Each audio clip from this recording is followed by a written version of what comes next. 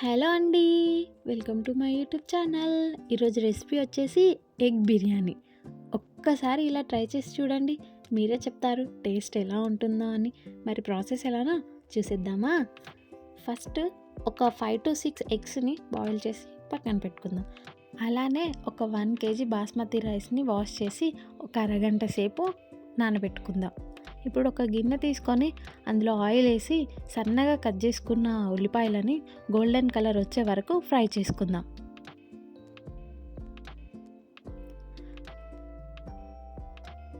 ఇలా golden colour వచ్చాక పక్కన పెట్టుకుందాం. ఇప్పుడు ముందుగా ఉడకబెట్టిన ఎగ్స్ని వీడియోలో చూపిస్తున్నట్టు కాట్లు పెట్టుకొని వాటికి ఉప్పు, కారం, పసుపు కలుపుకొని పక్కన తీసుకుందాం. ఇప్పుడు వచ్చేసి ముందుగా ఆనియన్స్ వేయించుకున్న దాంట్లోనే ఈ ఎగ్స్ని ఒక్కొక్కటిగా వేసుకొని గోల్డెన్ కలర్ వచ్చే వరకు ఫ్రై చేసుకుందాం. ఇప్పుడు నెక్స్ట్ ప్రాసెస్ వచ్చేసి ఒక గిన్నె పెట్టుకొని హీట్ అయ్యాక 2 చెంచాల నూనె, 1 చెంచా నెయ్యి వేసి హీట్ అయ్యాక హోల్ గరం మసాలా వేసుకొని కలుపుకుందాం. ఇప్పుడు అందులోనే సన్నగా తరుముకున్న ఉల్లిగడ్డలు వేసి కలుపుకుందాం.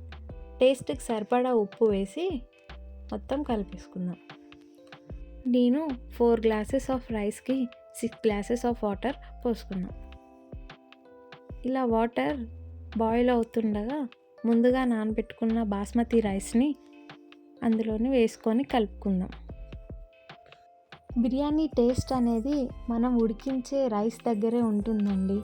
బాగా మెత్తగా అయితే టేస్టే చేంజ్ అయిపోతుంది. రైస్ ఒక 70 to 80% ఉడికితే సరిపోతుంది. ఎందుకంటే మళ్ళీ మనం ఒక 10-15 నిమిషాలు రైస్ని దమ్ పెట్టుకుంటాం కాబట్టి 70 to 80% ఉడికితే సరిపోతుందండి.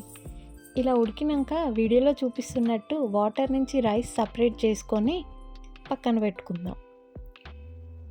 నెక్స్ట్ వచ్చేసి గ్రేవీ ఎలా చేయాలో చూసేద్దాం. ముందుగా ఎగ్స్ ఫ్రై చేసుకున్న గిన్నెలోనే హోల్ గరం మసాలా వేసి ఒక మీడియం సైజ్ ఆనియన్ వేసుకొని అందులోనే కారంకి సరిపడా మిర్చి వేసి కలుపుకుందాం. కొంచెం పుదీనా, కొత్తిమీర కూడా వేసుకొని కలిపేసుకుందాం. ఇప్పుడు అందులోనే ఉప్పు, పసుపు, 1 స్పూన్ అల్లం వేసి మొత్తం కలుపుకుందాం.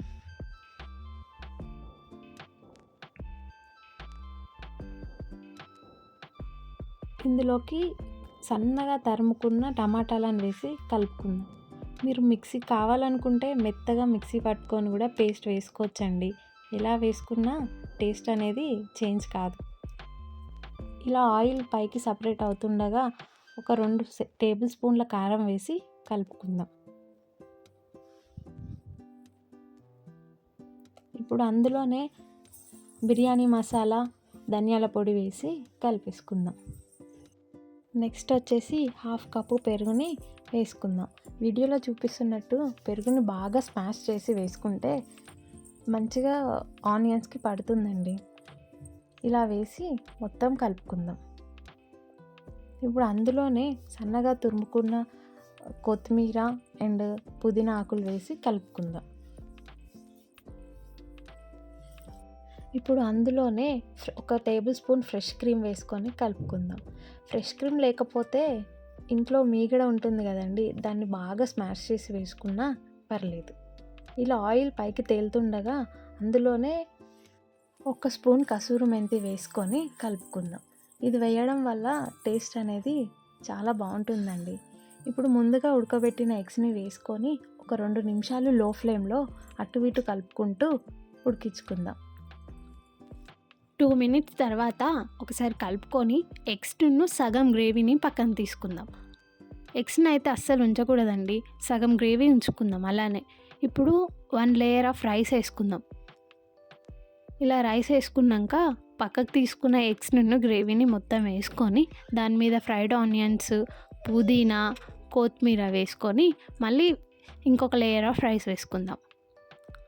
ఇలా రైస్ వేసుకున్నాక దాని మీద ఫ్రైడ్ ఆనియన్స్, పుదీనా, కొత్తిమీర, అలానే 1 inch of food colour water కలుపుకొని వేసుకుందాం. అలానే 1 స్పూన్ ఆఫ్ నిమ్మరసం పిండుకుందాం. ఇలా మొత్తం అయిపోయాక మూత పెట్టి దాని మీద ఏదైనా బరువుతోటి ఒక 10 నుంచి 15 నిమిషాలు లో ఫ్లేమ్‌లో దమ్ పెట్టుకుంటే అంతేనండి. ఎంతో టేస్టీ అయిన ఎగ్ బిర్యానీ రెడీ అయిపోయినట్టే. ఈ వీడియో మీకు నచ్చినట్టయితే సబ్స్క్రైబ్.